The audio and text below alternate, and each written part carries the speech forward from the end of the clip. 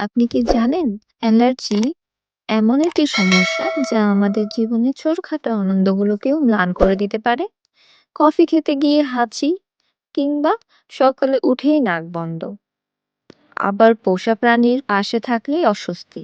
এই সবই অ্যালার্জির চিত্র। কিন্তু ভাবুন তো, যদি এমন কিছু উপায় জানতে পারেন যা যা আপনাকে অ্যালার্জি থেকে মুক্তি দিতে পারে।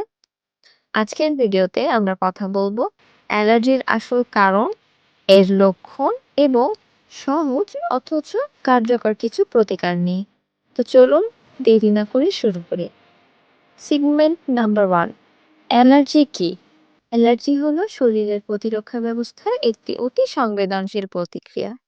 এটি সাধারণত ধুলা, ফুলের রেণু, খাদ্য, এমনকি কিছু ঔষধ আছে যা সাইড ইফেক্ট হিসেবে হতে পারে। শরীরে সেগুলো ক্ষতিকারক বলে মনে করে, তখন এটি প্রতিক্রিয়া দেখায় যা আমরা অ্যালার্জি বলে মনে করি। সেগমেন্ট নাম্বার 2, অ্যালার্জির লক্ষণ। অ্যালার্জির সাধারণ লক্ষণগুলোর মধ্যে রয়েছে: 1, নাক দিয়ে পানি পড়া বা নাক বন্ধ হয়ে যাওয়া।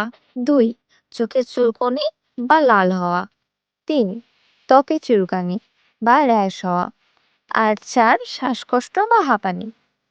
এগুলো একজনের ক্ষেত্রে এককভাবে প্রকাশ পেতে পারে এবং কখনো কখনো এগুলো অত্যন্ত বিরক্তিকর হয়ে উঠতে পারে।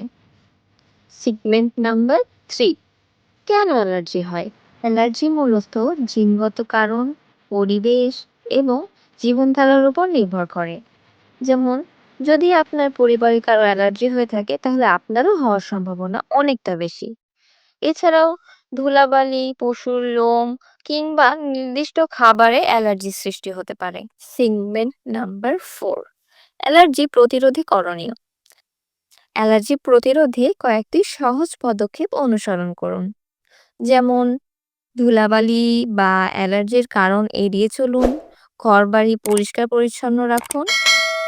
যদি খাবারের কারণে অ্যালার্জি হয় তবে সেই খাবারটি এড়িয়ে চলাই শ্রেয়। চিকিৎসকের পরামর্শ নিয়ে অ্যান্টিহিস্টাসিন ঔষধ ব্যবহার করুন। সেগমেন্ট নাম্বার 5, কখন চিকিৎসকের কাছে যাবেন?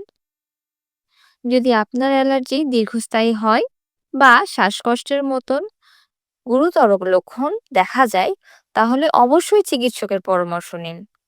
দ্রুত চিকিৎসা করুন, তাহলে এটি নিয়ন্ত্রণে আনা সম্ভব।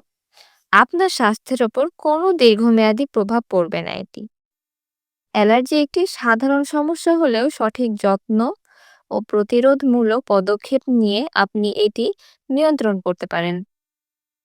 আপনার যদি এই ভিডিওটি ভালো লেগে থাকে তাহলে লাইক দিন, শেয়ার করুন এবং চ্যানেলটিকে সাবস্ক্রাইব করতে ভুলবেন না। সুস্থ থাকুন, ভালো থাকুন।